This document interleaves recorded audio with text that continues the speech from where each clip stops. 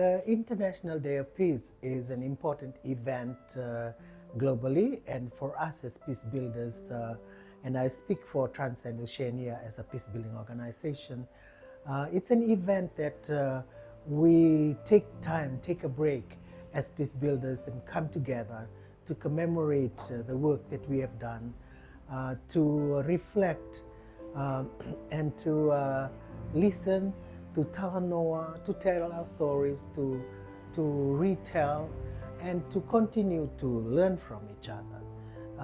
And most specifically that our story matters. And one must take time to tell the story and for people to also listen to our stories. And this is what International Day of Peace means for us as peace builders. The idea of an ocean of peace, I believe, is important is because it is something that is the foundation of why our Pacific has thrived and why we have survived in one of the most difficult places for people to have settled in. Like historically looking, we had one of the greatest migrations as a Pacific people. Our forefathers that came here in the 1970s regionally as a collective, our forefathers founded the Pacific Islands Forum.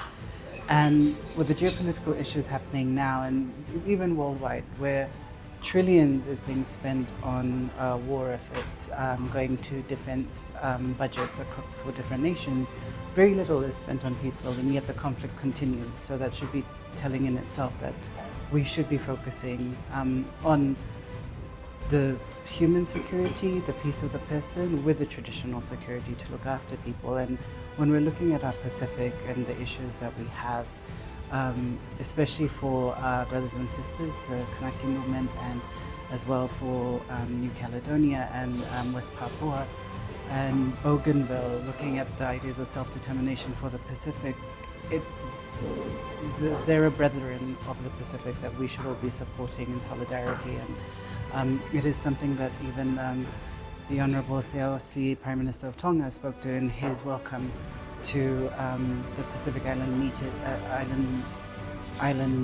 leaders meeting, to all the participants, that we look at self-determination, and especially looking at our brothers and sisters in New Caledonia and what's happening around the Pacific. So my thoughts is to create more spaces for inclusive conversations. To be inclusive meaning that those who are the actors and the players of the story, that they must be in the room to tell their stories.